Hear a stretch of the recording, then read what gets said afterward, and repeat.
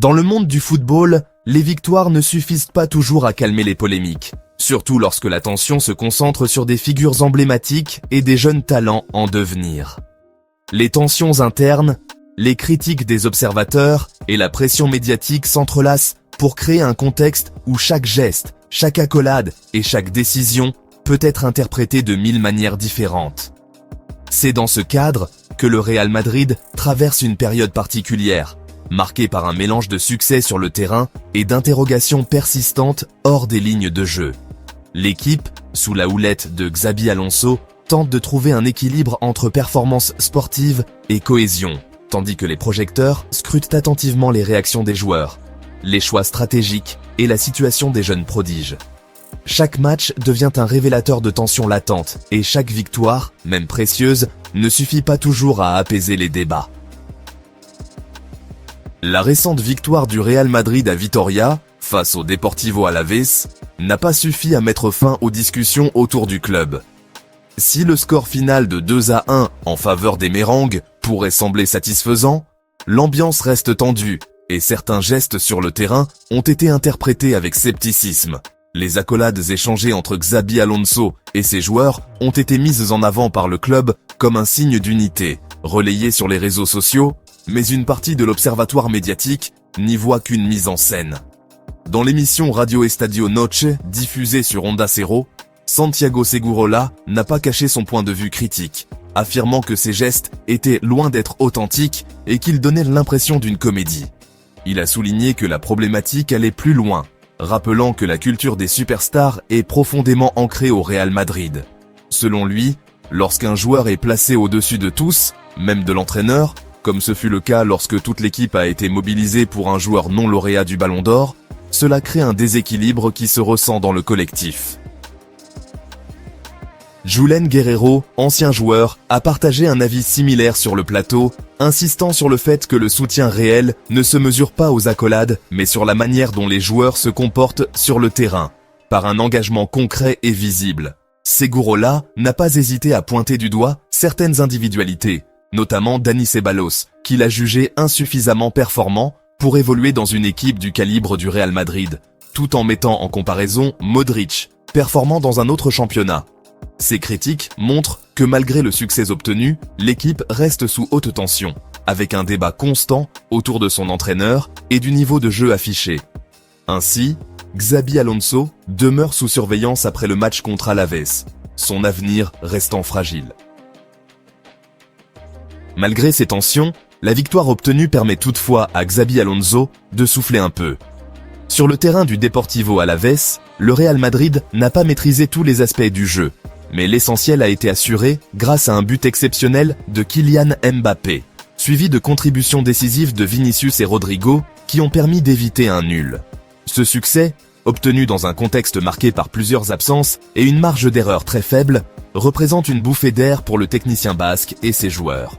Cependant, la victoire n'efface pas les doutes. Le jeu manque parfois de fluidité et l'équipe peine à enchaîner les bonnes performances, comme le démontre le fait que le match à Vitoria a frôlé l'égalisation adverse. Des moments de qualité alternent avec des périodes de flottement, révélant une certaine irrégularité et un déficit de créativité dans le jeu.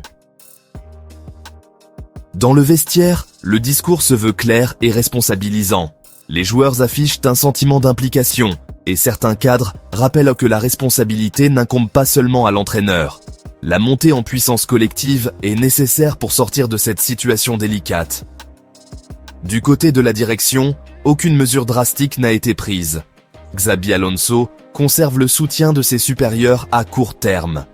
La victoire contre Alavés lui permet de gagner du temps, mais les prochains matchs détermineront sa position de manière plus définitive. Ainsi, le Real Madrid avance avec prudence et incertitude, mais demeure fidèle à son entraîneur, conscient que le moindre faux pas futur pourrait relancer les interrogations sur son rôle au sein du club. Après cette rencontre, le gardien Thibaut Courtois a également pris la parole pour commenter la performance de son équipe et un cap symbolique atteint. Avec 200 victoires sous le maillot madrilène, le Belge se réjouit de ce jalon, mais reste critique quant au contenu du match. Il est revenu sur une action litigieuse impliquant Vinicius, où un penalty n'a pas été accordé malgré un contact visible. Selon lui, même un léger contact à cette vitesse suffisait à déséquilibrer un joueur. Malgré la surprise, il se dit satisfait de la victoire qui n'a pas été compromise par cet événement.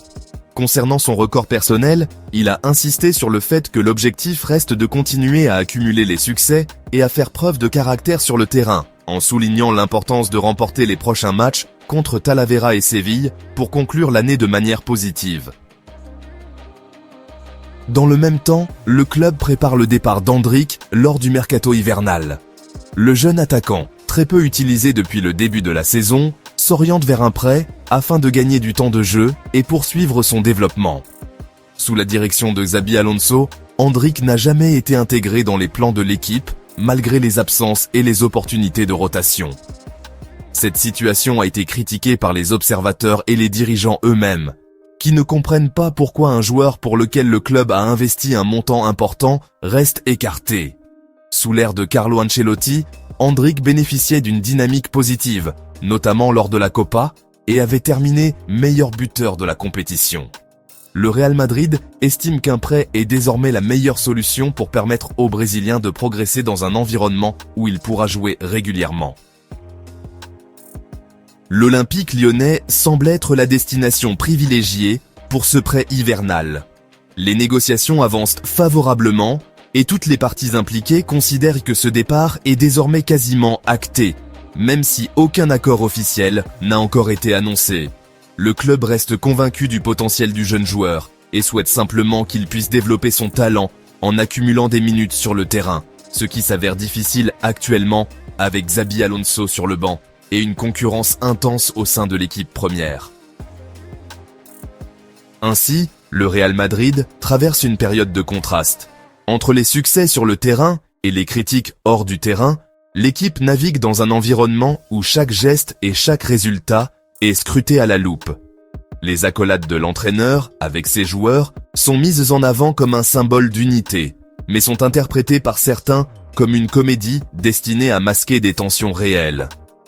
La victoire contre Alaves a permis de respirer temporairement, mais les doutes sur le niveau collectif et la cohésion demeurent. Les joueurs sont conscients de la nécessité de hausser leur niveau, tandis que la direction observe attentivement la situation avant de prendre toute décision concernant l'avenir de Xabi Alonso sur le banc. Parallèlement, le jeune Endrick prépare un départ qui pourrait relancer sa carrière, offrant un exemple concret de la manière dont le club gère ses talents émergents dans un contexte où la performance et la progression individuelle doivent être équilibrées. Au final, ce mélange de triomphe, de critiques médiatiques et de décisions stratégiques sur les jeunes joueurs illustre parfaitement la complexité de la gestion d'un club de l'envergure du Real Madrid. Chaque match, chaque geste, chaque transfert potentiel est scruté, analysé et commenté. Les victoires apportent un soulagement temporaire, mais elles ne suffisent pas à dissiper complètement les tensions, ni à effacer les interrogations sur le rôle de l'entraîneur ou l'avenir des jeunes talents. Le Real Madrid reste ainsi en équilibre entre la nécessité de résultats immédiats et la gestion de sa politique à long terme, cherchant à concilier ambition, cohésion et développement des joueurs dans un contexte où la pression médiatique et sportive est omniprésente.